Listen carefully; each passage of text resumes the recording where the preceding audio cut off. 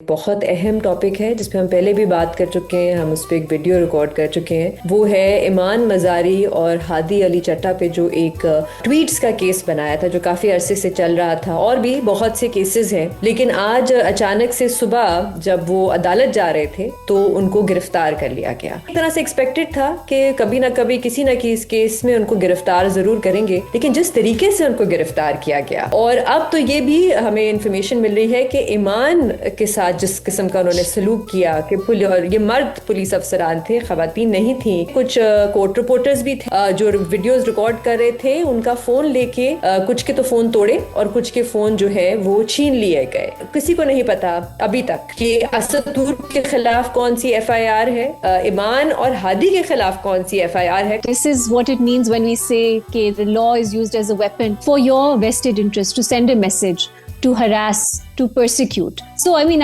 आपको नजर आता है कि ये laughable FIRs हैं। इस तरह की FIRs by the scores, by the dozens लोगों के खिलाफ होती हैं, तो वो conveniently resurface करती हैं और उसमें आप लोगों को अरेस्ट कर देते हैं। तो this is what it means to make a complete mockery। उनकी फैमिली को हरासा किया गया। शीरी मज़ारी साहिबा की ट्वीट्स हैं कि उनका घर सर्वेलेंस पे बहुत अरसे से वहाँ पे हो रही है। वो एक अदालत में जा रहे थे, वो कहीं भाग नहीं रहे थे। उनको एक दहशतगर्दों की तरह अरेस्ट किया गया। उनको बेल्स मिली हुई थी, वो तो कोई लॉ उन्होंने ब्रेक नहीं किया। तो रियासत ने उनको दहशतगर्दों की तरह ट्रीट करके मैसेज ये दिया है।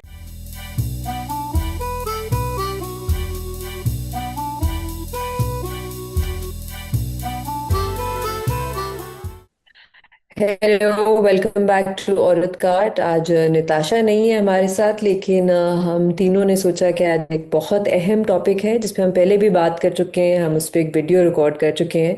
वो है ईमान मज़ारी और हादी अली चट्टा पे जो एक ट्वीट्स का केस बनाया था, जो काफ़ी अरसे से चल रहा था। और भी बहुत से केसेस हैं, लेकिन आज अचानक से सुबह जब वो अदालत जा रहे थे तो उनको गिरफ्तार कर लिया गया। और मेरे ख्याल से एक तरह से एक्सपेक्टेड था कि कभी ना कभी किसी ना किसी केस में उनको गिरफ्तार ज़रूर करेंगे, लेकिन जिस तरीके से उनको गिरफ्तार किया गया, वो उनके कुछ वकला दोस्त हैं, उनके जो घर वाले हैं, उनसे हमारी बात भी हो रही थी। और उन्होंने बताया कि सुबह सुबह ईमान और हादी जा रहे थे पहले चीफ जस्टिस जो इस्लामाबाद हाई कोर्ट के हैं उनके दफ्तर, क्योंकि उन्होंने एक दिन पहले पिटिशन जमा कराई थी कि हमें बताएं तो कि हमारे खिलाफ केसेस कौन कौन से हैं, एफआईआर्स कौन कौन सी हैं, जो जिस पे अचानक से कोई नई एफआईआर आ जाती है, पिछले साल की तो कभी इस साल की। तो वो चीफ जस्टिस साहब जो थे ना, उन्होंने कल केस लगाया और ना ही वो आज वो अपने दफ्तर में मौजूद थे। तो फिर ईमान और हादी जो बार एसोसिएशन जो है उनकी ऑफिशियल गाड़ी में, जहाँ पे सदर भी थे, बार एसोसिएशन के सेक्रेटरी भी थे, उनकी गाड़ी में वो जा रहे थे ट्रायल कोर्ट जहाँ पे उनकी हेयरिंग हो रही थी।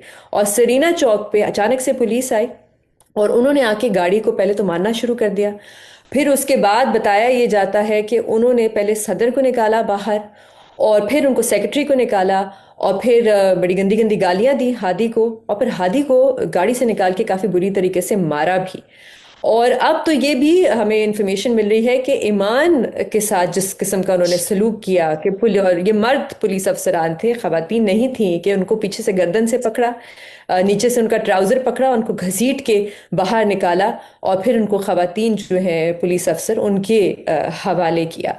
अच्छा, यहाँ पे जो पीछे कुछ कोर्ट रिपोर्टर्स भी थे उनके साथ, जो वीडियोस रिकॉर्ड कर रहे थे, उनका फ़ोन लेके कुछ के तो फ़ोन तोड़े और कुछ के फोन जो है वो छीन लिए गए। एक और चीज, क्योंकि मेरे ख्याल से कोई एक साल ऐसा गुजर ही नहीं सकता जब असद तूर को गिरफ्तार ना किया जाए, तो ये भी उन्होंने सोचा कि साल की शुरुआत असद तूर को भी गिरफ्तार करके शुरू करते हैं। तो असद तूर भी गाड़ी में थे, और ये बताया जाता है कि पुलिस वाले एक दूसरे से कह रहे थे कि किसी और को गिरफ्तार करना है, तो एक ने कहा कि हाँ असद को करना है। तो वो फिर गए और उन्होंने असद तूर को गाड़ी से निकाला। असद तूर निकल आए, लेकिन क्योंकि उस वक्त एक हाथापाई हो रही थी वकला और पुलिस के दरमियान, तो असद तूर जो थे वो वहां से निकल गए। और किसी को नहीं पता अभी तक कि असद तूर के खिलाफ कौन सी एफआईआर है। हमें अभी ये भी नहीं क्लैरिटी इस वक्त तक जब हम वीडियो रिकॉर्ड कर रहे हैं कि ईमान और हादी के खिलाफ कौन सी एफआईआर है, कौन सा केस है जिस पे उनको गिरफ्तार किया जा रहा था। बल्कि जो घर वाले हैं उनको कोई इत्तला नहीं दी गई थी सुबह कि कौन से पुलिस स्टेशन में है, कहाँ पे उनको रखा जा रहा है। तो अजीब सा सलूक है रीमा। मतलब हम देख रहे हैं कि रियासत सारे अपने टूल्स इस्तेमाल कर रही है इन दो वकला को गिरफ्तार करने के लिए। कभी केसेस बनते हैं, कभी इस किस्म की ब्रुटैलिटी जो आज हमने देखी वो भी खवातीन वकील के साथ। बिल्कुल Benazir, I mean this is what it means when we say कि the law is used as a weapon, या आप लॉ को, एक पूरे लीगल प्रोसेस को, एक जुडिशियल प्रोसेस को वेपनाइज करते हैं for your vested interest, to send a message, to harass, to persecute. I mean ये इसकी बहुत ही एक मतलब स्ट्राइकिंग एग्जाम्पल है। और हमने पहले भी जब इस पे वीडियो की थी, हमने ये बात की थी कि वी होप कि फिर भी एंड में सैनिटी प्रिवेल्स और उनको अरेस्ट ना किया जाए। बट आज अनफॉर्चुनेटली वही हुआ। आप कह रही थी कि अभी पता नहीं है किस केस पे गिरफ्तारी हुई है। सो आई मीन आई जस्ट, आपको नजर आता है कि ये लाफेबल एफआईआर्स हैं। इस तरह की FIRs by the scores, by the dozens लोगों के खिलाफ होती हैं। और जब कभी आपने उनको इस्तेमाल करना होता है अरेस्ट के लिए, तो वो कन्वीनियंटली रिसर्फेस करती हैं और उसमें आप लोगों को अरेस्ट कर देते हैं। तो this is what it means to make a complete mockery of law. और अब रूल ऑफ लॉ की कोई बात ही क्या करे, क्योंकि पाकिस्तान में तो जहां कानून का जिक्र होता है, इट्स रूल बाय लॉ, कि आपने कानून को इस्तेमाल करना है अपना जो एक अपने पर्पस जो है उसको हासिल करने के लिए आप वो करते हैं। मैं एक और बात करना चाहूंगी कि अक्सर जब ईमान की खास तौर पे बात आती है, तो बहुत सी लोगों के इफ्स एंड बट्स होते हैं उनके खिलाफ जो रियासत की प्रोसिक्यूशन है, जब उसके बारे में वो बात करते हैं। पहले कहा जाता है वो तो फ्यूडल हैं, वो तो इतनी अमीर हैं, देखें कैसे आराम से कंबल में बैठी हैं, इनकलाबी गाने गा रही हैं, जबकि गरीब का हाल कैसा होता है। I mean she has not chosen these circumstances for her कि उनकी फैमिली क्या है, but despite being so privileged, वो अपना प्रिविलेज किस लिए इस्तेमाल कर रही है, मेरा ख्याल है उसको भी देखना चाहिए। वो बहुत आसानी से एक बहुत लग्जूरियस कंफर्टेबल जिंदगी जी सकती थी, but she chose to take up these cases जो इतने मुश्किल हैं, जो आपके एस्टैब्लिश्ड वकला, सीनियर वकला नहीं लेते। और वो खड़ी होती हैं साथ। मुझे अभी भी वो इमेजरी याद है, मिसिंग पर्सन्स के जो बच्चे हैं, फैमिलीज किस तरह उनको प्यार करते हुए, उनको गले लगाते हुए ईमान की पिक्चर्स हैं। She seems extremely committed to this cause. तो आप ये नहीं देखेंगे, लेकिन आप कहेंगे वो तो देखें प्रिविलेज्ड हैं। दूसरा कहा जाता है वो अच्छी वकील नहीं है क्योंकि she makes these cases about herself, publicity के लिए वो करती हैं, she doesn't do justice to the cases. अब ये किस बेसिस पे आप कह रहे हैं? सबसे पहली चीज, वो ऐसे केसेस लेती हैं जो और वकला लेना ही नहीं चाहते। This is the biggest sign कि वो एक पब्लिक माइंडेड, एक इंसान, मतलब एक जस्टिस माइंडेड लॉयर हैं। बाकी काबिलियत पे आपने क्या बात करनी है? आप किस बेसिस पे कह सकते हैं कि वो पब्लिसिटी के लिए करती हैं? क्या वो चाहती थी, कोई चाहता है कि वो अरेस्ट हो? जिस तरह की बेनजीर भी डिस्क्राइब कर रही थी, जिस तरह से उनको, उनकी फैमिली को हरासा किया गया। शीरी मजारी साहिबा की ट्वीट्स हैं कि उनका घर सर्वेलेंस पे बहुत अरसे से वहां पे हो रही है, जो आ जा रहे हैं लोग उन पे देख रहे हैं कि कौन आ जा रहा है। ये सब कौन चाहता है? सो मीन पब्लिसिटी की अगर ये कॉस्ट है, कौन in their right mind would do this, कि उनको अवार्ड मिले, फेम मिले, पब्लिसिटी मिले, और ये उसकी कॉस्ट है। तीसरा कहा जाता है जो हमेशा हम विक्टिम ब्लेमिंग, कि ना करती ना, अल्फाज का चुनाव बेहतर कर लेती, पता तो है हमारी रियासत कैसी है। ठीक है, आप उन्हें कह दें उनके अल्फाज का चुनाव अच्छा नहीं होता, लेकिन is that a criminal offence? Does that mean कि आपके साथ रियासत ये सब कर सकती है? तो हम ना प्रोपोर्शन कहीं मिस कर देते हैं। जो लोग क्रिटिक्स हैं उनकी मैं अगर बात करूं, कि मैंने बहुत देखा है जब ईमान की बात होती है, हमेशा उनके जो खिलाफ ये होता है उसमें इप्स एंड बट्स जरूर होते हैं। So I thought I would address that कि उनके खिलाफ ये जो हो रहा है, ये इससे ज्यादा नेकेड ब्रुटैलिटी, जुडिशियल परसिक्यूशन नहीं हो सकती। और तो तमाम दुनिया की वकला की जो एसोसिएशंस हैं, ह्यूमन राइट्स ऑर्गेनाइजेशंस हैं, सब ने उसे कंडेम किया है। तो पाकिस्तान में भी I think we should all stand with Imaan and Hadi, because ये, चाहे आपको और उनसे जो भी इख्तलाफ हो, इस वक्त the reason why they've been arrested is because उन्होंने रियासत को चैलेंज किया। That's it. अच्छा, आप बात करी थी रीमा कि किस किस्म के वो केसेस लेते हैं। वो पैसे भी नहीं लेते इन केसेस के।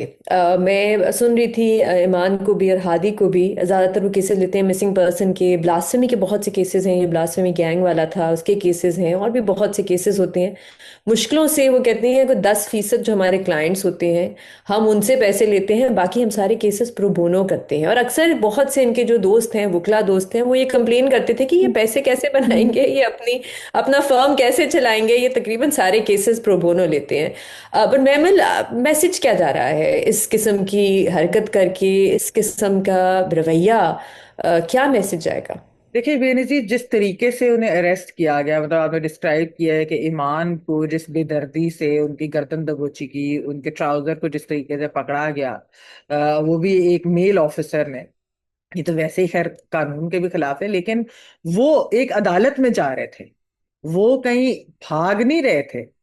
वो ऐसा नहीं है कि वो कोई उनको, उन्होंने तो कहा कि अगर आपने अरेस्ट करना है हमें बताएं क्या है, हमें कोई इस तरह की चीज नहीं। बेसिकली उनको एक दहशत गर्दों की तरह अरेस्ट किया गया। ये जो मैसेज है, यानी कि लॉ अबाइडिंग सिटीजन्स हैं, लॉयर्स हैं जो कि एक्चुअली जस्टिस के लिए और उन लोगों के लिए जो वो केसेस करते हैं, यानी आपने मिसिंग पर्सन हो, ब्लास्फेमी गैंग वाले लोग हों, वो उन लोगों के लिए जो मार्जिनलाइज्ड हैं, जो डाउन ट्रॉडन है, जिनके केसेस कोई और लेने से डरता है, जो कि बहुत खतरात से भरे केसेस हैं, उनकी जाती जिंदगी के लिए भी उनको उसकी थ्रेट है, तो उसके बावजूद वो वाले केसेस लेते हैं और फिर उनको जो है अरेस्ट किया जाता है इस तरीके से। वो कहाँ किससे भाग रहे थे? वो किसी से भाग नहीं रहे थे, वो तो एक और अदालत में जा रहे थे। वो तो चाह रहे थे कि हमें पता चले कि किस कानून के तहत हमारे ऊपर कौन सी एफआईआर्स हैं, किस चीज के ऊपर जो है हम अरेस्ट करना चाहते हैं, केस क्या है। उनको बेल्स मिली हुई थी, वो तो कोई लॉ उन्होंने ब्रेक नहीं किया। तो आपने, यानी रियासत ने उनको दहशत गर्दों की तरह ट्रीट करके मैसेज ये दिया है कि जो लोग अगर रियासत को क्रिटिसाइज करते हैं और सही बात के ऊपर क्रिटिसाइज करते हैं, तो हम ये बर्दाश्त नहीं करेंगे और हम उनको क्रिमिनल्स और टेररिस्ट की तरह ट्रीट करेंगे, चाहे वो जितने मर्जी लॉ अबाइडिंग सिटीजन हो, चाहे जो उन्होंने कोई रूल कोई लॉ ब्रेक ना किया हो, बल्कि हमेशा कानून की बालादस्ती और आइन की बालादस्ती की बात की हो। तो ये बड़ा ही एक नेगेटिव मैसेज जाता है, मैं समझती हूँ। और रियासत को इसके बारे में सोचना चाहिए कि वो किस तरह का मैसेज जो है वो आम लोगों को, अवाम को, और वो सब ह्यूमन राइट्स एक्टिविस्ट को और लॉयर्स को और जो लोग कानून और आइन की बालादस्ती की बात करते हैं उनको दे रहे हैं कि there is no rule of law in this country, law of the jungle है। ये बहुत ही एक गलत किस्म का मैसेज दिया गया है So मेरे Mehul, ख्याल में। don't you think ये intentional होगा? यही नहीं मैसेज नहीं, वो बिल्कुल चाहते होंगे, इंटेंशनल है सोचेंगे तो रीमा। खुश होंगे, राइट? नहीं आई नहीं, मीन द सेंस इंटेंशनल के है। I am so saying this के रियासत यही सोचेगी कि वी सक्सीडेड, तो I think, I don't know. But I don't know अगर इसमें दिस सक्सीडेड, बिकॉज ये जो मैसेज है ये एक्चुअली जो लोग हैं वो इसके बाद मजीद भी खड़े होंगे और कहेंगे। जैसा ईमान और हादी जो है उन्होंने बैक डाउन नहीं किया। आपने अभी बात की इफ्स एंड बट्स की रीमा, और ये कि वो अपने अल्फाज का चुनाव बेहतर कर लें या इस तरह की, जो लोग उनको मशवरे जिस तरह से दे रहे थे, उनके अपने वेल विशर्स भी उनको कई मशवरे दे रहे थे बाय द वे, लेकिन उन्होंने कहा कि हम बैक डाउन नहीं करेंगे एंड वी या believe in this and we will keep saying all of this.